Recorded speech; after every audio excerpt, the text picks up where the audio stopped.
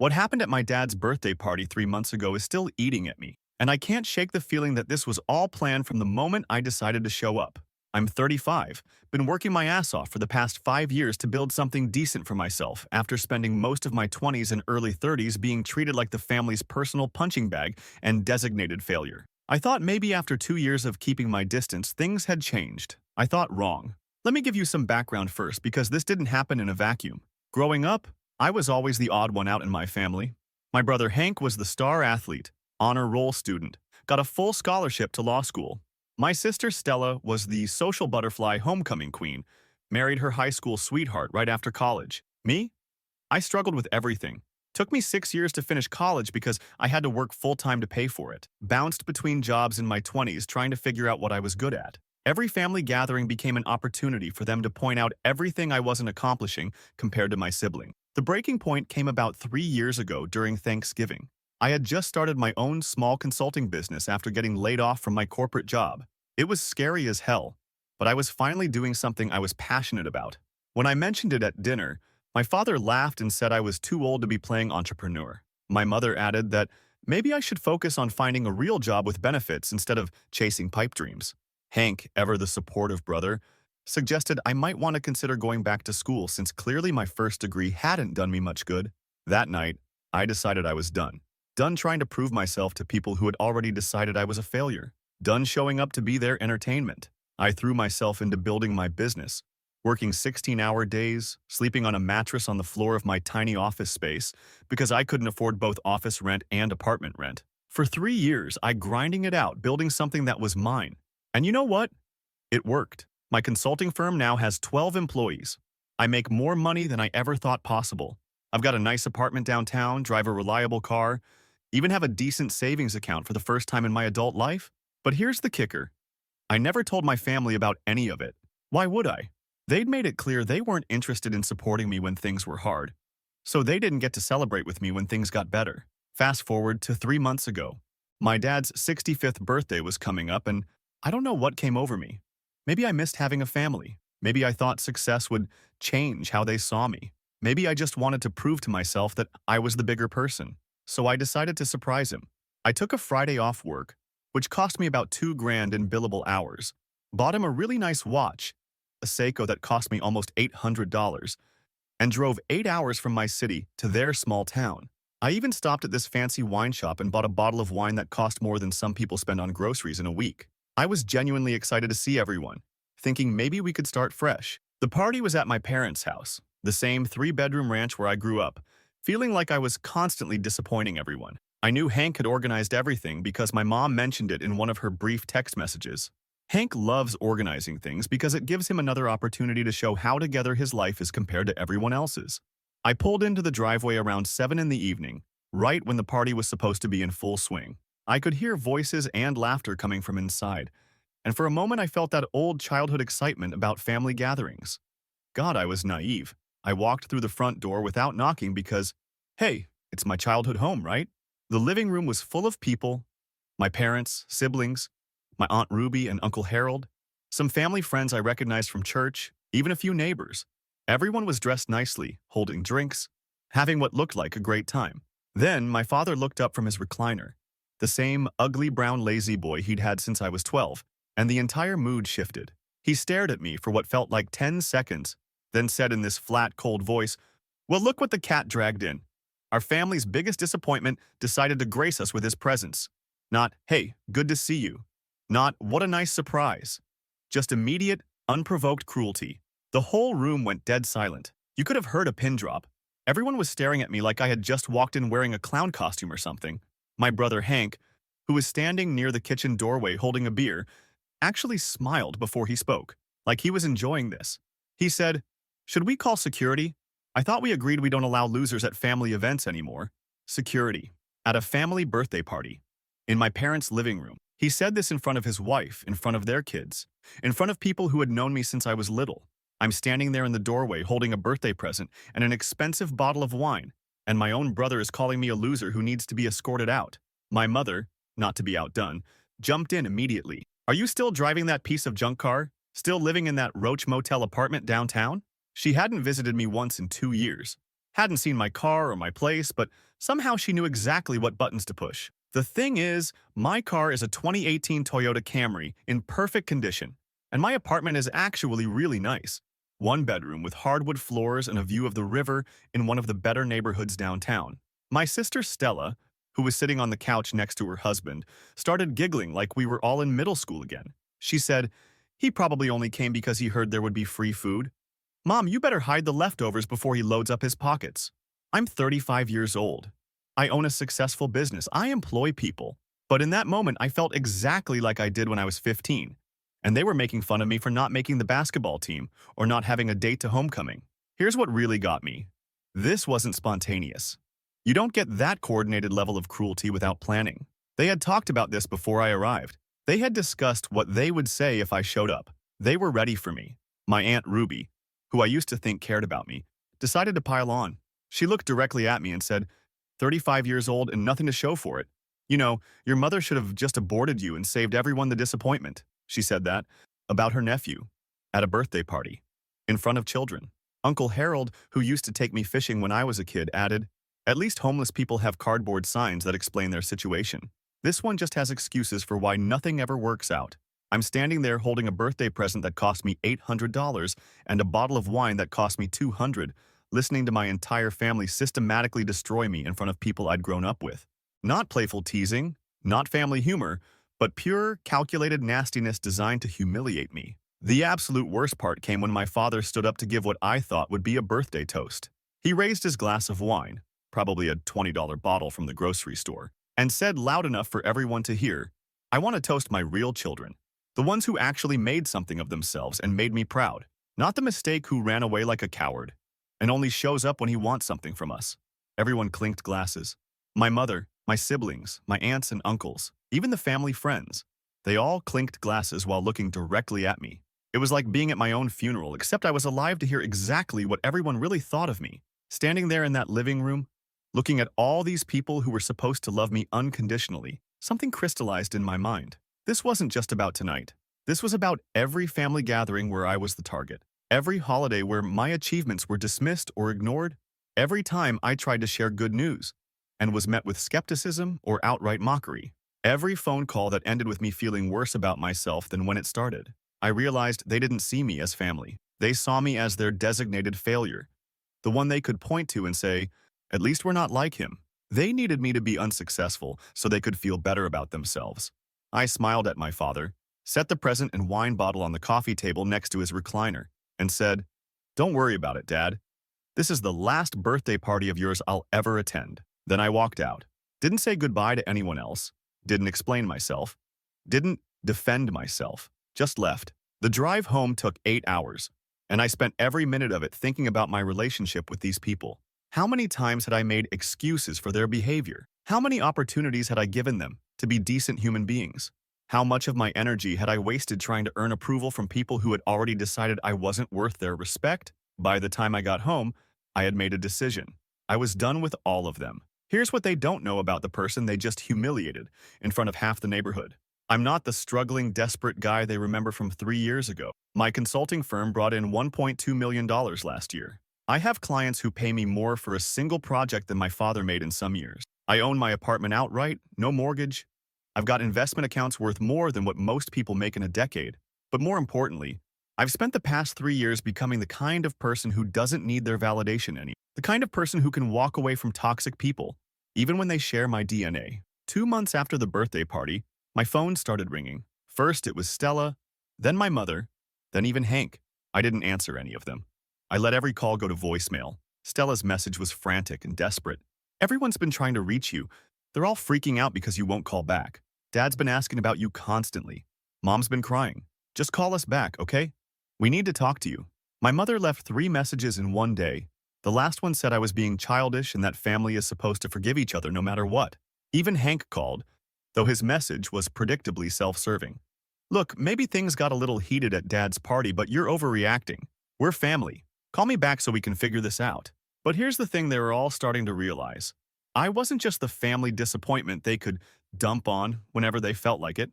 I was also the one who handled things when they couldn't. I was the one who researched Dad's medical issues when he was having health scares. I was the one who helped Mom figure out her computer problems. I was the one who gave Stella advice when she was having marriage problems. I was the one who connected Hank with clients when his law practice was struggling a few years back. Now that I'm gone, completely and permanently gone, some of those things they took for granted are going to become very obvious very quickly. What they're about to discover is that cutting off your family's designated helper has consequences they never saw coming. And unlike every other time they've hurt me, I'm not coming back to fix things. I'll update you all if anything interesting develops, but right now I'm just enjoying the peace and quiet of not having toxic people in my life. Update 1. The response to my first post was incredible, and a lot of you asked me to update when things developed. Well, they've developed all right, and it's getting weird in ways I didn't expect. First, thanks to everyone who validated that what happened at my dad's birthday party was completely messed up. Reading your comments helped me realize I wasn't overreacting or being too sensitive. When your own family calls you the family's biggest disappointment in front of a room full of people, that's not normal family teasing, yes. That's deliberate cruelty. So here's what's been happening over the past month since I made that original post. The phone calls have gotten more frequent and way more desperate. We're talking multiple calls per day from different family members, and the voicemails are getting increasingly unhinged. Let me start with what I think triggered this escalation. About 2 weeks after my original post, my dad had what sounds like a minor medical scare. Nothing life-threatening, but apparently he had some chest pains and ended up in the emergency room for a few hours. Tests came back fine, probably just stress or heartburn. But it spooked everyone. Here's the thing though, for the past 5 years, whenever Dad had any health issues, I was the one who researched everything. I was the one who looked up specialists, read medical studies, found second opinions, navigated insurance issues. My parents are both in their mid-60s and they're not exactly tech-savvy. When Dad had his gallbladder surgery 2 years ago, I spent hours on the phone with different surgeons' offices, comparing success rates and recovery times. When Mom was having those dizzy spells last year, I'm the one who figured out it was probably her blood pressure medication and found her a better doctor. They never thanked me for any of this, by the way. It was just expected. I was the family problem solver, the one who handled the complicated stuff while getting treated like garbage at every family gathering. Well, guess what happened when Dad had his chest pains and needed someone to coordinate his follow-up care? They tried calling me, multiple times. I didn't answer. Stella's voicemail from that day was frantic. She was practically crying, saying Dad was scared, and they didn't know which cardiologist to see or what questions to ask. She kept repeating that they needed me to help figure everything out like I always do. Like I always do. That was the phrase that really got me, because it made me realize they absolutely knew how much I did for them. They just never acknowledged it or showed any appreciation for it. The next day, Hank called. His message was different, more demanding than pleading. He said I was being selfish and that whatever problems I had with the family needed to be put aside because Dad needed help with medical stuff, and I was the only one who understood how to navigate the healthcare system. The only one who understood. Again, they knew exactly how valuable I was to them. They just chose to treat me like dirt anyway. I didn't call back. Then things started getting interesting. About a week later, I got a call from my mom that lasted 4 minutes. She didn't leave a voicemail, just called and let it ring until it went to voicemail, then called back immediately. She did this 6 times in a row. When she finally left a message, she sounded different than I'd ever heard her. Not angry or dismissive like usual, but actually desperate. She said they were having problems with their home insurance claim. Apparently, they had some water damage in their basement from a pipe leak, and the insurance company was giving them the runaround. She said they'd been trying to handle it themselves, but they were getting nowhere, and they really needed someone who knew how to deal with these people. Someone who knew how to deal with these people. That someone was always me. When their previous insurance company tried to deny coverage for storm damage 3 years ago, I spent weeks fighting with them, researching policy language, filing appeals. I got them a settlement that was triple what they initially offered. But here's what I realized during that 4-minute voicemail.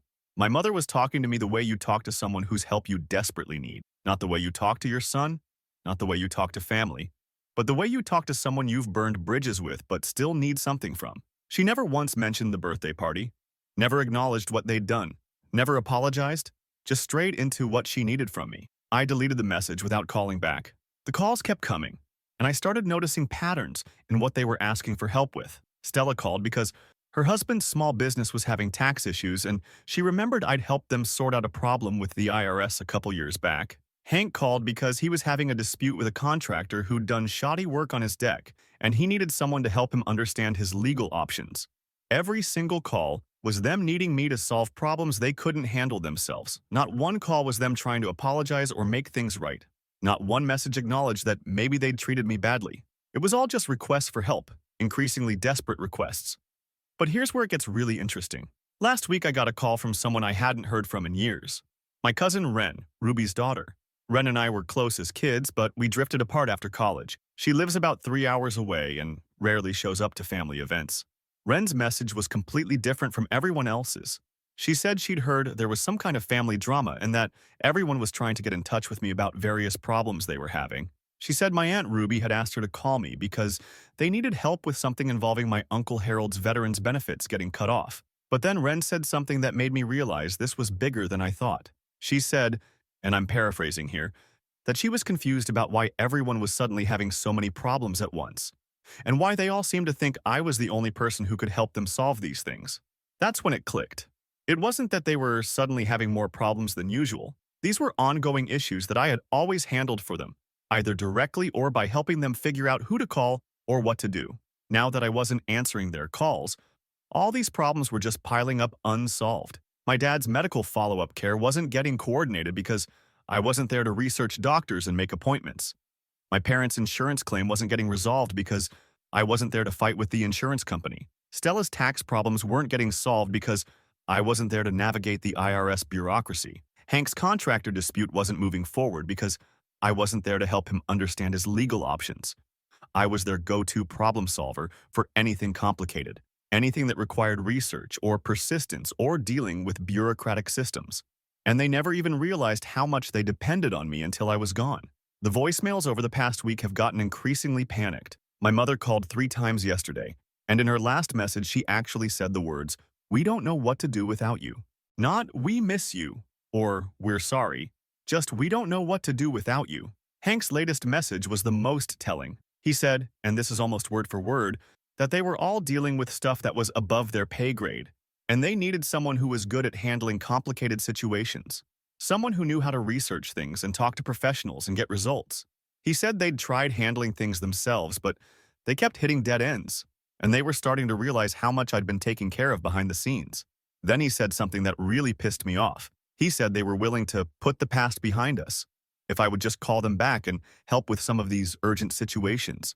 Put the past behind us, like what they did to me was just some minor disagreement instead of a coordinated attack designed to humiliate me in front of half the neighborhood. But you know what? I'm not angry anymore. I'm actually kind of fascinated by this whole thing. For years, I thought they saw me as useless, as the family failure who couldn't do anything right. Turns out they knew exactly how useful I was. They just thought they could treat me like garbage and still expect me to drop everything to help them whenever they needed something. They thought they could have it both ways. Dump on me at family gatherings to make themselves feel superior, then call me up when they needed someone to solve their problems. They thought they could designate me as the family disappointment while simultaneously relying on me to handle anything too complicated for them to figure out themselves. The thing that's really getting to me is how they're approaching this. Not one of them has acknowledged what they did at the birthday party. Not one apology, not one admission that maybe they went too far. Just increasingly desperate requests for help, followed by frustration that I'm not responding. Yesterday, I got a text from Stella that just said, "Dad's cardiologist appointment is next week and we don't know what questions to ask. Please call me back." Like nothing had happened. Like she could just reach out and I'd drop everything to help coordinate Dad's medical care after she suggested I came to his birthday party just for free food. The latest development happened 2 days ago. I got a call from a number I didn't recognize, but when it went to voicemail, it was my mother calling from someone else's phone. She said they figured I was screening their calls, so she was trying a different number. The desperation in her voice was something I'd never heard before. She said they were in over their heads with multiple situations and they really needed someone who knew how to handle complicated problems. She said they'd been trying to manage everything themselves, but they weren't good at research or dealing with bureaucratic systems or figuring out how to get people to actually help them instead of giving them the runaround. Then she said something that made me realize they still don't get it. She said that family is supposed to help family, and that I was being selfish by ignoring them when they clearly needed help with important things. Family is supposed to help family. From the woman who stood in her living room and watched her husband call me the family's biggest disappointment, then clinked glasses with everyone else while they all stared at me. I'm not calling them back. I'm not helping with Dad's medical appointments or Mom's insurance claim or Stella's tax problems or Hank's contractor dispute or Uncle Harold's veterans benefits. I'm not researching solutions to their problems or making phone calls on their behalf or helping them navigate complicated situations. They wanted to treat me like I was worthless? Fine. Now they get to see what life is like without their designated problem solver. Now they get to figure out how to handle complicated situations without someone doing all the hard work for them. The irony is incredible. They thought they were putting me in my place at that birthday party, showing me that I was the family failure who would never measure up to my successful sibling. But what they actually did was make me realize how much they needed me and how little I actually needed them. I've got a successful business, a nice life, good friends who treat me with respect. They've got a bunch of problems they can't solve, and no idea how to function without the person they just spent an entire evening humiliating. I'll keep you guys posted if anything else interesting happens, but right now I'm just enjoying watching them realize that actions have consequences. Some of you asked in your comments on my last post whether I thought they'd ever actually apologize. Based on what I've seen over the past month, I'm starting to think they'd rather struggle with unsolved problems indefinitely than admit they were wrong about anything. Update 2. You guys are not going to believe what happened this week. After 2 months of increasingly desperate phone calls that I've been ignoring, my family decided to take things to the next level. They showed up at my apartment, unannounced. All of them. Let me paint this picture for you. It's Saturday morning. I'm having coffee and reading on my balcony, enjoying the peace and quiet of my life without toxic people in it, when I hear pounding on my front door. Not knocking, pounding, like someone's trying to break it down. I look through the peephole, and there they all are. My parents, Hank, Stella, even my Aunt Ruby and Uncle Harold. 6 people crowded into my hallway looking like they're about to stage some kind of intervention. Here's what I realized in that moment. They'd driven 8 hours to get to my city.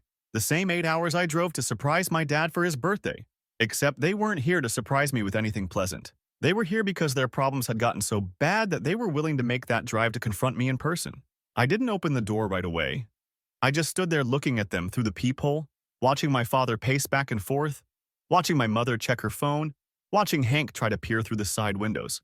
They looked stressed and desperate in a way I'd never seen before. When I finally opened the door, the first thing my father said was, "We need to talk. Not hello, not good to see you. Just we need to talk," like I was an employee who'd been skipping work meetings. I stepped back and let them in, mostly because I was curious to see how this was going to play out. My apartment is nice. Modern furniture, hardwood floors, floor-to-ceiling windows with a view of the river. I could see them all looking around, taking in the fact that this wasn't the Roach Motel my mother had described at the birthday party. My mother was the first to comment. She said the place was nicer than she expected and asked how much I was paying in rent. When I told her I owned it, the look on her face was priceless. She actually asked how that was possible, like the idea of me being successful enough to buy property was incomprehensible. But they weren't here to admire my living situation. Hank got straight to the point. He said they'd been trying to reach me for weeks about various situations, and they needed my help with some urgent matters that couldn't wait any longer. Various situations. That's how he characterized the pile of problems that had been building up since I stopped being their go-to problem solver. My father jumped in and started listing everything they needed help with. Dad's cardiologist had recommended some follow-up tests, but they didn't understand what the results meant or what questions to ask. Mom's insurance claim had been denied, and they were supposed to file an appeal but didn't know how. Stella's husband's business was being audited by the IRS, and they were panicking about potential penalties. Hank's contractor dispute had escalated, and he needed help understanding his legal options before a deadline next week. Plus, Uncle Harold's veteran benefits had been suspended due to some paperwork issue, and Aunt Ruby was dealing with a Medicare problem that was affecting her prescription coverage. 6 different, complicated situations that all required research, phone calls, and dealing with bureaucratic systems. As my father was listing all this, I was thinking about something one of you commenters said on my last post, that I should just enjoy watching them struggle. And you know what? I was enjoying it. Not in a cruel way, but in a finally seeing the truth way. For years, they'd made me feel like I was the useless one, the family member who couldn't get his act together. But here they were, 6 adults who couldn't figure out how to handle problems that I would have solved for them without even thinking about it. When my father finished his list, there was this expectant silence, like they were waiting for me to grab a notebook and start taking notes so I could get to work solving their problems. Instead, I asked them a question. I said, "Before we talk about any of that, don't you think we should address what happened at Dad's birthday party?" The silence got even more uncomfortable. I watched them all exchange glances, and I could practically see them trying to figure out who was going to respond. Finally, my mother said that they'd all been under a lot of stress that night, and maybe some things were said that came out wrong. But family is family. and we should focus on moving forward instead of dwelling on the past. Some things were said that came out wrong. That's how she characterized her husband, calling me the family's biggest disappointment, her son calling me a loser who shouldn't be allowed at family events, and her daughter suggesting I only came for free food. I looked at each of them and said, "So you're telling me that calling me the family's biggest disappointment, suggesting you should call security to have me removed, and making fun of my car and apartment were just things that came out wrong because you were stressed?" Hank tried to jump in with some explanation about how they were all just joking around us, and I was taking everything too seriously. He said I'd always been too sensitive, and that I should know they didn't really mean any of it. Too sensitive. The same thing they'd been telling me my whole life whenever they treated me badly, and I didn't just accept it with a smile. That's when I realized this wasn't actually about getting me to help with their problems. This was about them trying to reset our relationship back to the way it was before, them treating me however they wanted, and me accepting it because family is family. They weren't here to apologize or acknowledge how they'd hurt me. They were here to convince me that what they did wasn't that bad, and that I should get over it so things could go back to normal. Normal meaning them dumping on me emotionally while depending on me practically. I told them I wasn't going to help with any of their problems until they acknowledged what they'd actually done and apologized for it. Not "things came out wrong" or "we were just joking." An actual acknowledgement that they'd deliberately humiliated me in front of a room full of people. My father got angry at that point. He said I was being ridiculous and that family doesn't keep score of every little slight. He said they had urgent problems that needed solving, and I was being selfish by making it about my hurt feelings. Every little slight. He called the coordinated attack they'd launched on me at his birthday party. Every little slight. Stella tried a different approach. She started crying and said she was scared about the IRS audit and they didn't know what to do. She said her husband might lose his business if they handled it wrong, and they really needed someone who understood how to deal with these situations. For a moment, I almost felt bad for her. But then I remembered her laughing and suggesting I hide the leftovers because I'd probably try to take food home. I remembered all of them clinking glasses while my father toasted his real children and made it clear I wasn't included in that category. I told them I wasn't going to be manipulated by tears or guilt trips. I said if they wanted my help with anything, they needed to start by acknowledging what they'd done and apologizing for it. Otherwise, they could figure out their problems themselves. That's when things got really interesting. My mother started getting upset and said I was being cruel by refusing to help my own family when they clearly needed me. She said she didn't understand why I was making such a big deal out of one bad night when they'd all done so much for me over the years. All done so much for me over the years. I asked her to give me one specific example of something she'd done for me in the past 5 years. Just one thing. She couldn't. She started talking about raising me and supporting me when I was young. But when I pressed her for anything recent, anything since I'd become an adult, she had nothing. Meanwhile, I could have listed dozens of things I'd done for them just in the past year. The insurance claims, the medical research, the tax problems, the contractor issues, the technology help, the financial advice. Hours and hours of my time spent solving problems they couldn't figure out themselves. Hank tried to jump in and say that helping families shouldn't be about keeping score, that you help people because you love them, not because you expect something in return. That's when I lost it a little bit. I said, "You're right, Hank. You help people because you love them. So when exactly have any of you helped me with anything? When have you shown me that love you're talking about?" More silence. Because the truth was, our family dynamic had always been me helping them and them treating me like garbage. They expected me to show my love by solving their problems, but they never showed their love by treating me with basic respect. Uncle Harold tried to play peacemaker. He said that families fight sometimes, but we should all be able to put it behind us and move forward. He said they needed me, and I needed them, and we should focus on working together. I told him I didn't need them. I said I'd been doing just fine without them for the past 2 months, while they'd been struggling with problems they couldn't solve. The evidence was pretty clear about who needed whom. My Aunt Ruby got defensive at that point and said I was being arrogant and ungrateful. She said they'd all driven 8 hours to see me and the least I could do was show some appreciation for their effort. I pointed out that I'd driven 8 hours to surprise my father for his birthday, and their response had been to humiliate me in front of everyone they knew. So I wasn't exactly impressed by their willingness to make the same drive when they needed something. The conversation went in circles for about an hour. They kept trying different approaches: guilt, anger, appeals to family loyalty, promises that things would be different. But they wouldn't do the one thing I was asking for. They wouldn't acknowledge what they'd done and apologize for it. Finally, I told them they needed to leave. I said I wasn't going to help with their problems, I wasn't going to resume contact with them, and I wasn't going to pretend that what happened at the birthday party was okay just because they were having a hard time dealing with the consequences. My father started getting really angry then. He said I was cutting off my nose to spite my face, and that I'd regret this decision when I was older and needed family support. He said I was making a mistake that would hurt me more than it hurt them. I told him I was 35 years old, not 15, and I was perfectly capable of building a life without people who treated me badly. I said they were the ones who were going to regret losing someone who'd been helping them for years, while getting nothing but disrespect in return. As they were leaving, Stella tried one more guilt trip. She said she hoped I'd be able to live with myself if something bad happened to Dad's health, because I was too stubborn to help coordinate his medical care. I told her that Dad had other children and other family members who could step up and help him.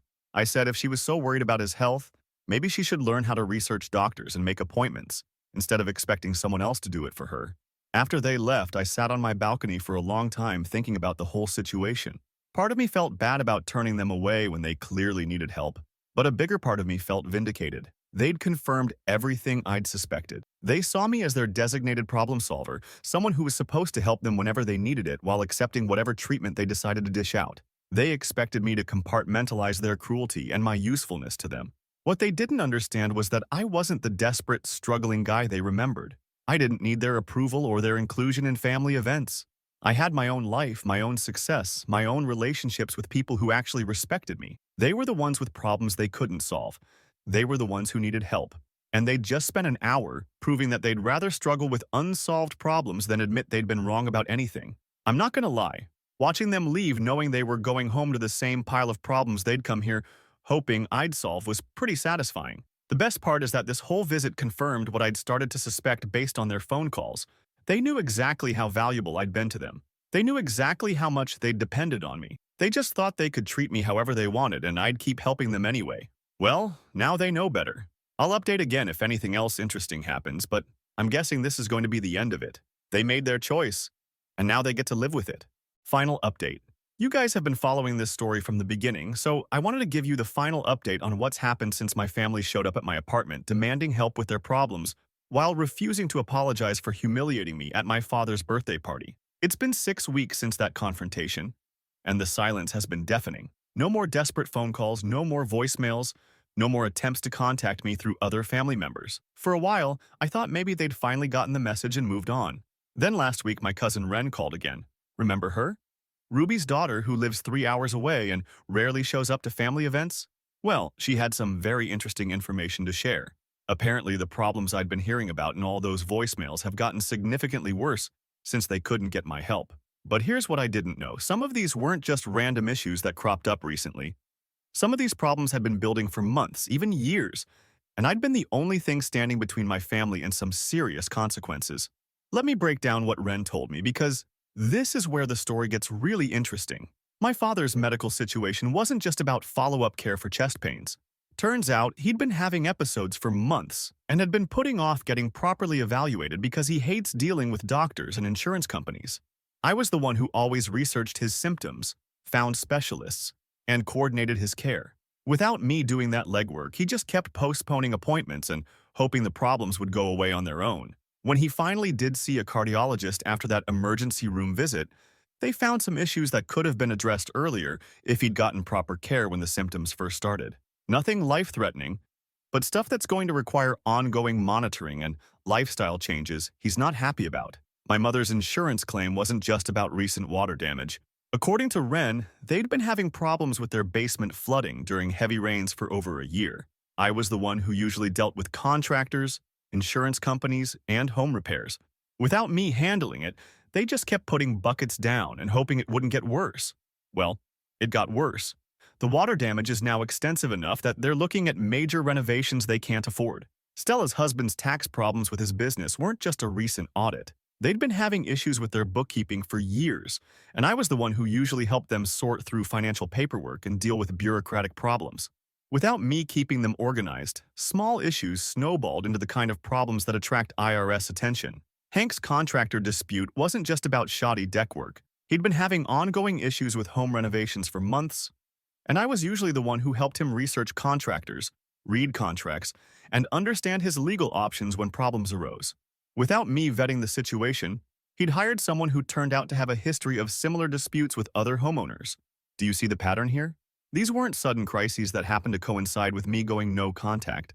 These were ongoing situations that I'd been quietly managing and preventing from becoming serious problems. I'd been their early warning system, their research department, their problem prevention service. Without me running interference, all these simmering issues boiled over at the same time. But here's the part that really got to me. Ren said that when she was visiting my Aunt Ruby recently, she overheard Ruby and my mother talking about how much they missed having me around to handle the complicated stuff. They were actually reminiscing about all the times I'd solved problems for them, all the crises I'd helped them avoid, all the research and phone calls I'd done on their behalf. They knew. They'd always known exactly how much I did for them. They just never said thank you, never acknowledged it, never treated me with the respect that someone who was constantly helping them deserved. Even more interesting, Ren said they'd been talking about the birthday party, trying to figure out why I'd overreacted to what they still considered harmless family teasing. My mother actually said she didn't understand why I couldn't just get over it, like I always had before. Like I always had before. That phrase hit me like a truck because it made me realize this wasn't the first time they'd ganged up on me at family events. It was just the first time I'd refused to pretend it was okay. Ren said she finally understood why I'd cut contact after hearing them talk. She said it was clear they saw me as their personal problem-solving service rather than as a family member who deserved basic respect. But the most revealing part of my conversation with Ren was when she mentioned that they'd been asking her and other extended family members for help with their various problems. Apparently, they'd reached out to several cousins, trying to find someone else who could research doctors, fight with insurance companies, navigate bureaucratic systems, and coordinate complicated situations. None of the other family members were willing or able to help to the extent that I had been. Most of them had their own lives and problems to deal with. Some of them lived too far away. Others just didn't have the skills or patience for dealing with complex bureaucratic issues. They'd been spoiled by having someone who was not only willing to help but actually good at it. Someone who would spend hours researching solutions, making phone calls, and following up to make sure problems got resolved. Someone who treated their problems like they were his own problems. Someone they could treat like garbage and still expect to drop everything to help them. Well, that someone was gone, and they were finally understanding what they'd lost. The conversation with Ren gave me the closure I didn't even realize I needed. For months, I'd been wondering if maybe I was overreacting, if maybe I should have just accepted their non-apology and gone back to helping them. Hearing about their struggles and their conversations made me realize I'd made exactly the right choice. They'd had every opportunity to acknowledge what they'd done and apologize sincerely. Instead, they'd spent months trying to manipulate me into resuming my role as their unpaid problem solver while continuing to minimize and dismiss the way they treated me. The best part is that I'm thriving without them in my life. My business is doing better than ever. Turns out I have a lot more time and energy for my own success when I'm not constantly solving other people's problems. I've been traveling more, spending time with friends who actually appreciate me, even started dating someone who treats me with respect. Meanwhile, they're dealing with the accumulated consequences of years of putting off problems they didn't want to handle themselves. Problems that are now significantly worse because they waited too long to address them properly. I'm not going to lie. There's a certain satisfaction in knowing that their current struggles are the direct result of their own choices. They chose to treat me badly while depending on me extensively. They chose to prioritize their egos over maintaining a relationship with someone who was genuinely helpful to them. They chose to believe they could have it both ways, indefinitely. Now they're finding out what life looks like when you drive away the person who was quietly preventing your problems from becoming disasters. A few people have asked in comments on my previous posts whether I think this will ever be resolved, whether we'll eventually reconcile. After hearing what Ren told me about their conversations, I don't think so. They're still not taking responsibility for their behavior. They're still more focused on what they've lost in terms of practical help than on the relationship they damaged. They wanted to keep me in a box labeled family disappointment who solves our problems. When I refused to stay in that box, they couldn't figure out how to relate to me differently. That's their loss, not mine. I've learned that you can't make people respect you, but you can remove yourself from situations where you're not respected. I've learned that being family doesn't give people the right to treat you badly. And I've learned that sometimes the most powerful thing you can do is simply refuse to participate in dysfunctional dynamics. 3 months ago, I was the family disappointment who was never going to amount to anything.